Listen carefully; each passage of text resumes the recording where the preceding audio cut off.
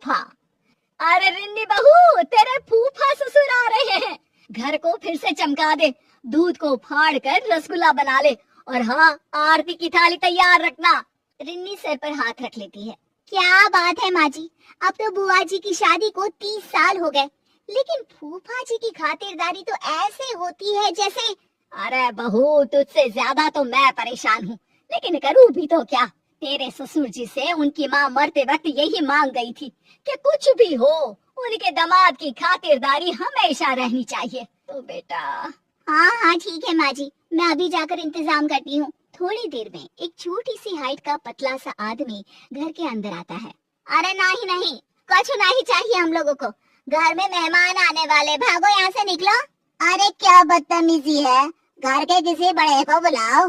तभी वहाँ रिन्नी बहू आ जाती है। अरे फूफा जी आप आइए आइए, ये नौकरानी है घर की, इसे कुछ पता नहीं। अरे कैसे पता नहीं, घर पर काम पर रखा था तो परिवार वालों की फोटो नहीं दिखाई थी एल्बम में। अरे लो जी, अब हम एल्बम में फोटो क्यों देखें, काम करे कि रिश्तेदारी का पावर पॉइंट बनाए। हाँ बताओ तो जरा। तभी रिन्नी की सास आ जाती है। अरे बहुत बोलती है ये, अरे चुप हो जा, जा यहाँ से। रिन्नी आरती की थाली लिया, फूफा जी की आरती उतार ले। अब क्या, जितना उतारना था नौकरानी को आगे रखकर उतार ही दिया ना। न जाने किस घड़ी में इस घर की बेटी से ब्याह कर लिया, न माँ को सहूर था न ही भाभी को। माफ करिए जी, मैं अभी आई। किसी तरह घर के सभी सदस्य मिलकर फूफा जी को समझाते हैं, माफी मांगते हैं, और मिन्नतों के बाद। तो जीजा जी कैसे आना हुआ, बहन बता रही थी कोई खास काम है। वैसे तुम लोगों से क्या खास काम हो सकता है, खास काम तो खास लोगों से होता है, और तुम लोग ठहरे आम इंसान। रिन्नी पति की तरफ देखती है, पति उसे शांत रहने को कहता है। वैसे फूफा जी, मैंने बेटे की शादी तय कर दी है, शादी की तैयारी रखिएगा।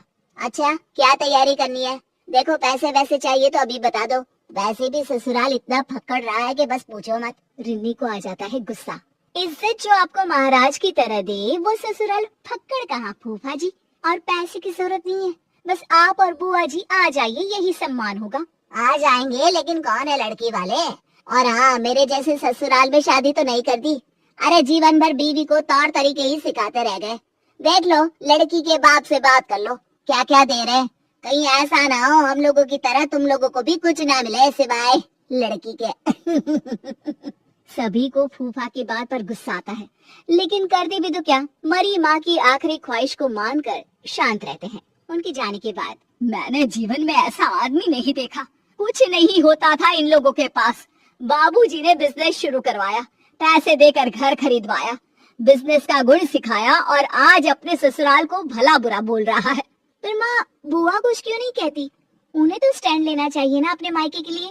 अरे क्या करे वो बेचारी, जब से शादी हुई है उसकी तो किसी ने सुनी ही नहीं, बस घर का काम और पति की हाँ पर हाँ। कभी माँ बाप ने सिखाया ही नहीं कि अपने हक के लिए खड़े हो। रिन्नी और सास के बीच आई गई हो जाती है कि एक रोज रिन्नी के ससुर जी कहते हैं, अरे क्या क्या तैयारियां चल रही है शादी की, वो क्या है ना, कमला बुआ आ रही है, फोन आया था। क्या फूफा जी भी आ रहे हैं साथ में? वैसे भी आज हम लोग मेरे बेटे के होने वाले ससुराल जा रहे हैं। माँ तुम बुआ को देख लेना, मैं और रिन्नी तो नहीं होंगे, हमारा जाना जरूरी है। अरे क्या पता बेटा, लेकिन अगर वो साथ आए तेरी बुआ के तो घर पर तो बवाल मचा देंगे। बेटा करता भी तो क्या, नहीं गया अपने बेटे के ससुराल, और माता पिता के साथ बैठकर बुआ और फूफा जी का इंतजार कर रहा था कि तभी बुआ आती है। अरे वाह मेरी बहना, बड़े दिन बाद आई। हाँ हाँ कमला दीदी, आपके पतिदेव तो आए थे, आप भी साथ आ जाती। क्या हो गया, दोनों साथ घूमते नहीं है क्या? भाभी वो आपने अपने पोते की शादी तय कर दी है ना, तो उसके लिए ही भेजे थे ये हमको। पर बुआ जी हम लोगों को तो किसी भी चीज की जरूरत नहीं है, बेटे की शादी है, हाँ आप लोगों का आशीर्वाद चाहिए बस। भाभी की बात सुनकर बुआ की आंख में आंसू आ जाते हैं। अरे दीदी मायके आई हैं, खुश होइए। बिटिया मायके आकर फ्री होती है, और आप हैं कि मन में भार ली हुई है। क्या हो गया बताइए? अरे क्या बताऊं भाभी, इन्होंने ही भेजा है, बोला है आप लोगों को साफ साफ बोल दूं कि शादी में ससुराल की तरफ से इनको सोने की चेन और 5,000 रुपए का चढ़ावा लड़की वालों से बोल कर दिलवा दे। नहीं तो ये शादी में नहीं आएंगे। मुझे भी धमकाया है कि नहीं तो मुझे अकेले ही भेज देंगे। और ये क्या बात होती है बेटा, हम लोगों ने तो किसी भी तरह के लेन देन के लिए मना कर दिया है। लड़की अच्छी है और उनकी माता पिता इतने सक्षम नहीं है। मैंने कुछ पैसे जमा किए हैं, वही आप लड़की वालों को बोलकर इन्हें दिलवा दीजिए ना। बाकी सोने की चेन का इंतजाम तो कर लूंगी मैं। अरे वो तो है मेरे पास, वही दे देंगे। रिन्नी बहू, जाकर सुनार के यहाँ से पॉलिश करवा लेना या तुड़वा कर नई ले लेना। बुआ के चेहरे पर मुस्कान आ जाती है। मैं आज भी आप लोगों पर बोझ बनी हूं ना भाभी। अरे कैसी बात कर रही हो, माँ पापा नहीं है तो क्या हुआ, तेरा भाई और भतीजा तो है ना। जीजा जी को बोलना सब कुछ मिलेगा, परेशान ना हो बस। शादी वाले दिन लड़की के पिता कहते हैं, ये लीजिए भाई साहब, ये पैसे और सोने की चेन। वैसे आप लोगों की औकात क्या इतना ही देने की है? और क्या क्या दे रहे हैं आप लोग दहेज में? या आपकी शादी भी ऐसे ही हो रही है जैसे मेरी हुई थी, फक्कड़।